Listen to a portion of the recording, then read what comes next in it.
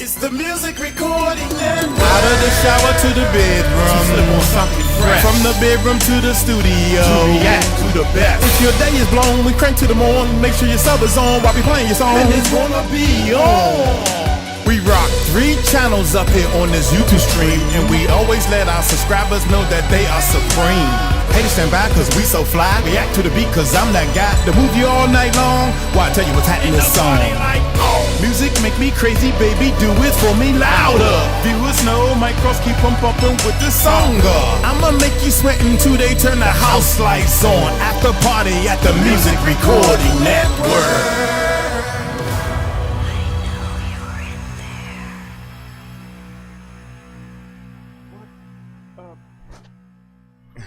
What is up? What is up, YouTube? I am fighting, I am battling with this AC unit, man. If I turn it off, it's hot as I don't know what. If I turn it on, you hear the sound. So bear with me, man. Check this out. The world's largest rap contest.com. Check out the world's largest rap contest.com. Check out the website. You know, anybody that's trying to get into music, holla at your boy, holla at the Music Recording Network. Check this out. This is crazy. Oh man, I got a couple of these bad boys. Top 10 most evil children in history. Y'all hit that subscribe button, hit that bell, man. Let's do a reaction to this and let's check this bad boy. Here we go, y'all. Here we go. Most of us see children as cute and adorable, the hopeful future of a new generation. Others see them as a burden of responsibility and an impediment to personal freedom. Regardless of your perspective, all over the world, it is all too common for kids to suffer at the hands of abusive parents, bullies, pedophiles, and rapists. We might try to ignore this truth, might censor it, or simply avoid talking about it. But we cannot hope to cure this cancer that festers in our civilization unless we face it. Though our first instinct is to think of the children as victims, it's even worse when they are in fact the criminals themselves, responsible for gruesome acts of violence. Viewer discretion is advised. Number 10. Joshua Phillips.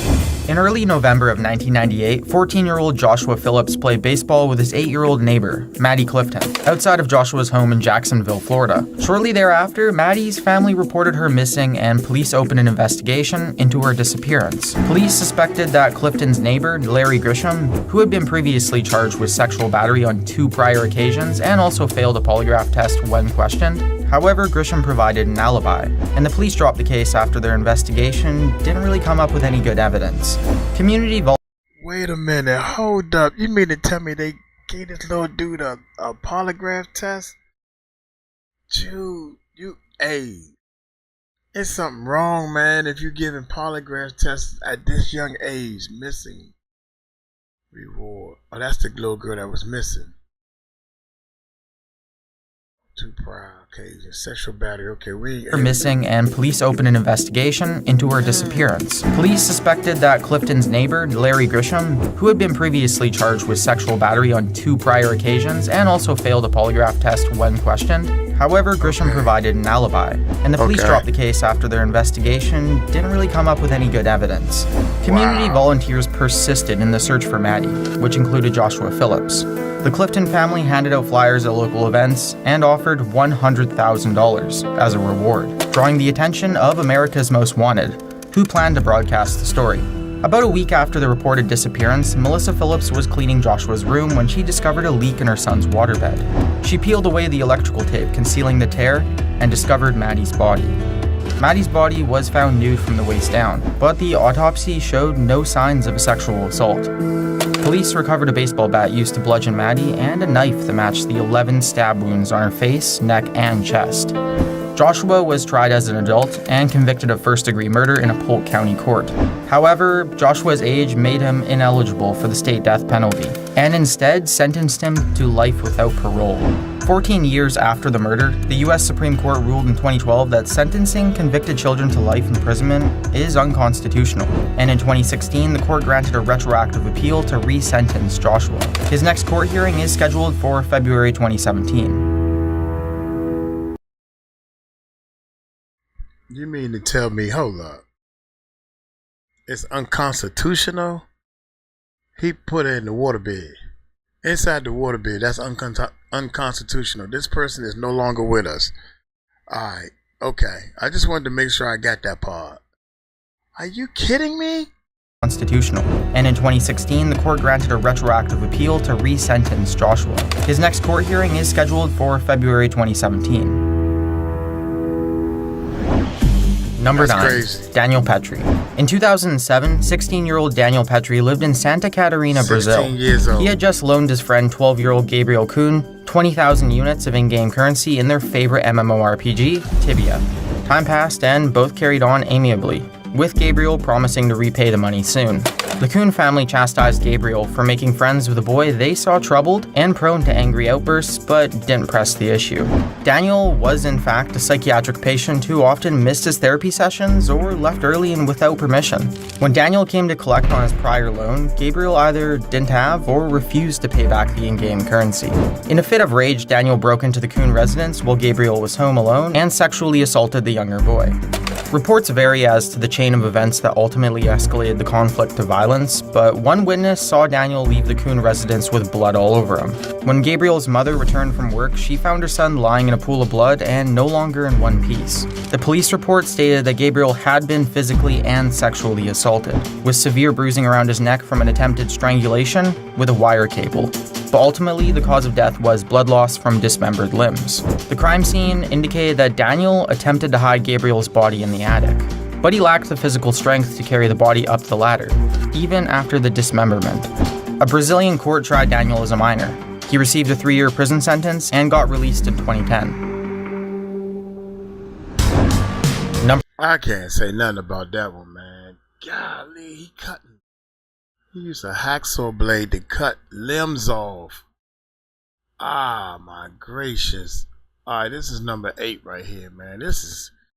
Dude, I don't even know if I'm going to be able to make it through this thing, man. Number 8. Kipland Phillip Kinkel. May 20th, 1998. At approximately 8 a.m., 15-year-old Kipland Phillip Kinkel had just been suspended for receiving a stolen weapon and bringing it with him to Thurston High School in Springfield, Oregon. Kipland was arrested and brought to the local police station, where police charged him with 2 counts of possession. A year earlier, Kipland suffered a bout of depression that left his parents, Bill and Faith, very concerned about his state of mind. They took Kipland to psychologist Dr. Jeffrey Hicks, who prescribed Prozac and documented the steady progression of Kipland's treatment in the months that followed. Despite Kipland's improvement, he struggled to maintain healthy relationships with his parents and school friends. He developed a growing obsession with firearms and explosives. Kipland purchased the Anarchist Cookbook online and several guns from local friends, some of which he purchased with permission from his parents. However, Bill was furious when he found out about Kipland's arrest. He made several phone calls to friends and co-workers where he said, "I don't know what to do at this point." At noon that same day, Bill picked up Kipland from the police station and drove him home. After arguing about the incident, Kipland shot Bill in the back of the head with a .22 caliber Ruger rifle, then dragged the body into the bathroom and covered it with a sheet. Over the next few hours, several people called the Kinkel residence looking for Bill. Kipland lied about his father's whereabouts. When Faith arrived home from work that evening, Kipland shot her 6 times in the face and chest, and also covered her with a bedsheet. The next morning, Kipland loaded up his backpack with his ammunition and taped the .22 rifle to his leg, concealing it and 2 pistols under a heavy trench coat. He then drove his mother's Ford Explorer to school, where he opened fire on a crowded cafeteria, killing students Michael and Nicholson, Ben Walker, and wounding 25 others. 5 students tackled Kipland as he reloaded and pinned him to the ground until police arrived on the scene. That same day, Lane County sheriffs raided the Kinkel residence and found 2 live bombs, one in Kipland's room and the other attached to his mother's corpse. Kipland briefly pursued an insanity defense, but ultimately pled guilty to a laundry list of aggravated murder charges. He's currently serving 111 years in prison without the possibility of parole. God dang, man. What are you supposed to do when people just kirk off like that? He done killed his parents too? He killed his parents. Dude. Oh my God, y'all. Can we go on through this? Lionel Tate. Here we go. Number 7. Lionel Tate. July 28, 1999. Kathleen Grosset Tate was entrusted as a nanny to care for 6-year-old Tiffany Unick for the evening. Kathleen left Tiffany with her 12-year-old son, Lionel Tate, who were both watching television, and went upstairs to take a short nap. Approximately 45 minutes later, Lionel woke Kathleen to the chilling statement, "Tiffany's not breathing." Kathleen raced downstairs to find Tiffany's ravaged body, who had 35 separate injuries including broken bones, ruptured organs, and a cracked skull. Lionel told police that he was only imitating pro wrestling moves that he'd seen on TV, and didn't realize that he had mortally wounded the girl until she stopped moving. Child abuse experts thoroughly refuted Lionel's story, testifying in court that the injuries Tiffany sustained were the equivalent of a fall from a third-story building.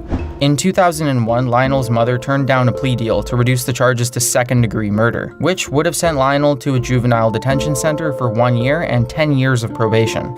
Instead, the case went to trial, and Lionel was convicted of first-degree murder, where Judge Joel Lazarus sentenced Lionel to life without parole, making the boy the youngest convict to receive a life sentence. In January of 2004, an appeals court overturned Lazarus's decision and allowed Lionel to take the aforementioned plea deal.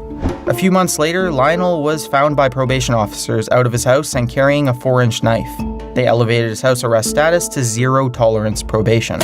1 year later, Lionel robbed a pizza delivery guy with a firearm and stole 4 pizzas worth $33.60. Police arrested Lionel for gun possession and was sentenced to 30 years in prison for violating his probation, and 10 years for the robbery, though both terms are served concurrently. As of 2017, Lionel has 19 years left on his prison sentence. Hey, y'all gave him a chance. He got out and started acting up. But again, when you give people a chance, you gotta put things in front of them so they can have hope. Sometimes you gotta give people some hope. Where's the hope at, man? You just let them loose after keeping you caged up.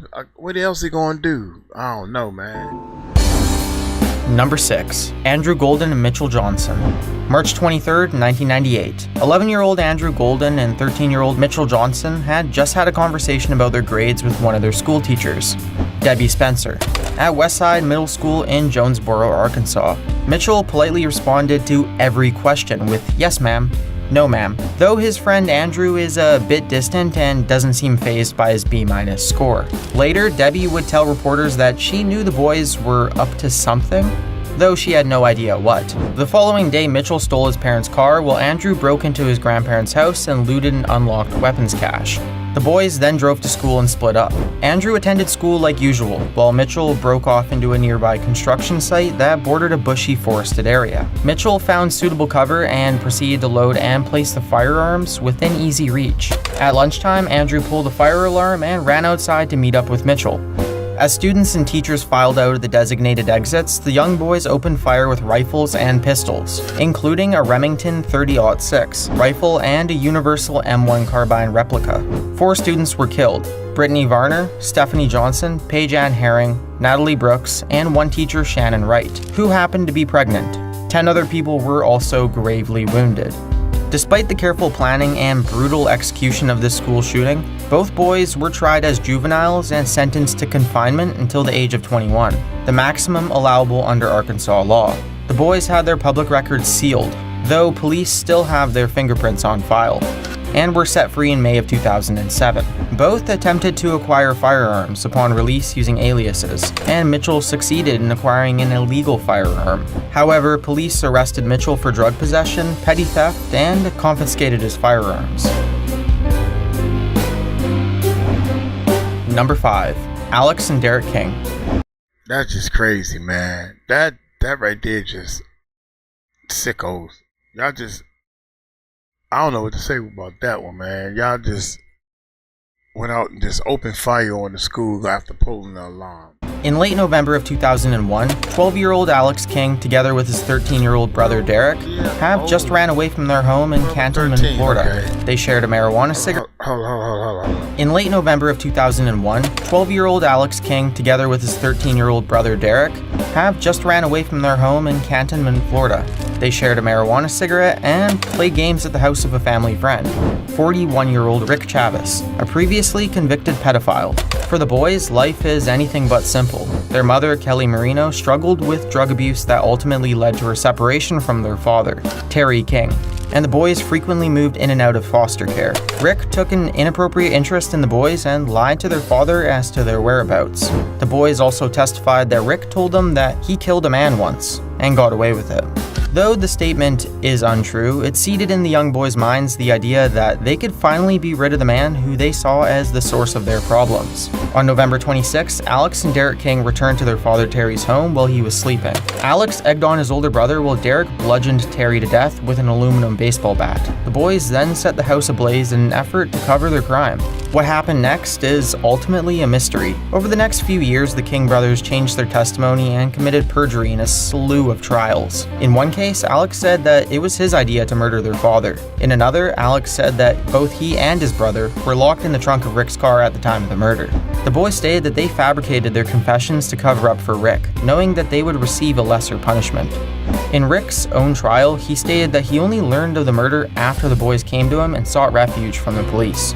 Rick counseled them to tell the police that they killed their father in self-defense, and Alex testified in defense of Rick and admitted to having consensual sex with the older man. In the end, the jury found Rick 𝗟𝗢𝗡𝗞𝗦 not guilty of the first-degree murder and arson charges, but guilty of being an accessory to murder and tampering with evidence. The jury also acquitted Rick of the molestation charges, but found him guilty for falsely imprisoning a minor. Rick received a 5-year prison sentence for the purported abduction and 35 years as an accessory to murder.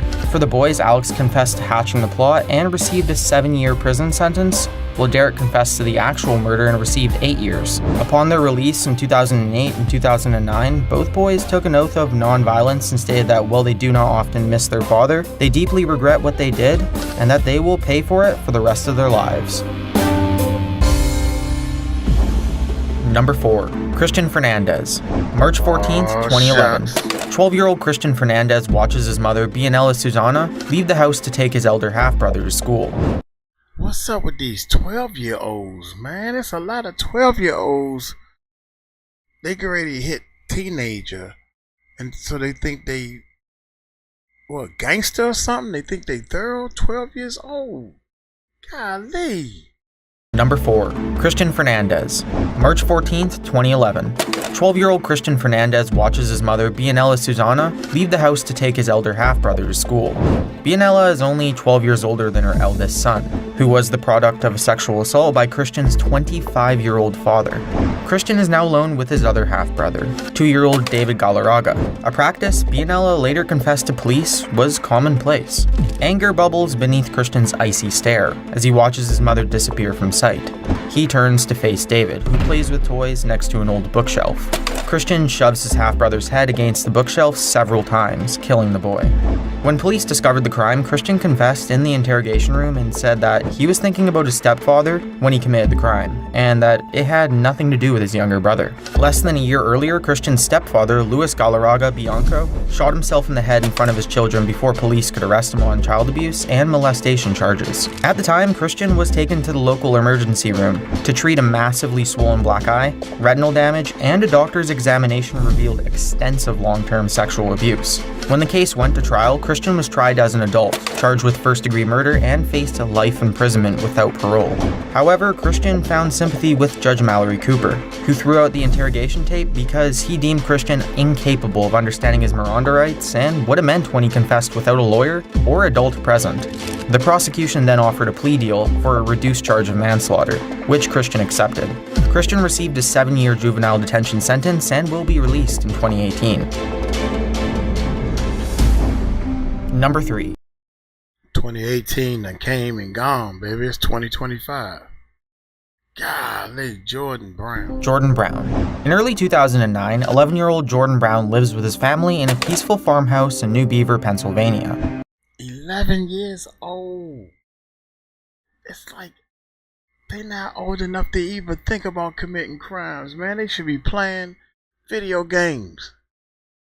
Get him a video game or something, man. It's early in the morning and Jordan's father, Chris, makes breakfast for his son and two stepsisters, while 𝗟𝗢𝗡𝗞𝗦, Chris's pregnant fiancée, sleeps in late. It's just a normal, boring day in the average life of an American family.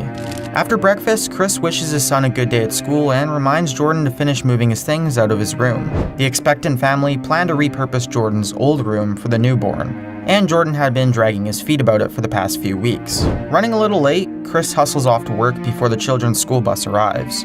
A short while later, there's a muffled pop from inside the farmhouse. The tree trimmers outside the house didn't notice anything, and when the school bus arrived, Jordan and his eldest stepsister board the school bus just as they do every single day. The bus peels away quietly, and approximately 45 minutes later, Kenzie's 4-year-old daughter Adeline ran out of the house screaming, "My mommy is dead." The nearby workmen ran in to help and notified the police. First responders discovered the body of 𝗟𝗢𝗡𝗞𝗦 in her bedroom, killed by a single gunshot wound to the face. Her unborn child died of asphyxiation. Police discovered a discarded shell casing in the Browns' front yard that came from a 20-gauge youth shotgun found in Jordan's room. It was an Easter gift from his father. Police believe the shooter fired through a blanket to muffle the sound, explaining why the nearby witnesses heard no gunshot. Jordan was arrested soon after and remained in juvenile detention until the completion of his trial. Jordan was tried as a juvenile, and both he and his father, Chris, professed Jordan's innocence throughout the trial.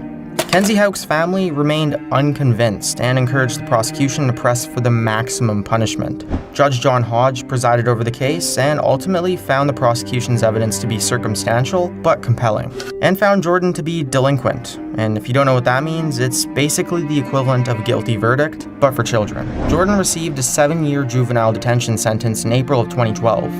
Over the next few years, numerous appeals were filed by Chris Brown in multiple courts, and he pressed for a retrial on the grounds of circumstantial evidence, but was denied. Throughout his incarceration, Jordan completed high school, and with the help of his father, secured a modest college fund.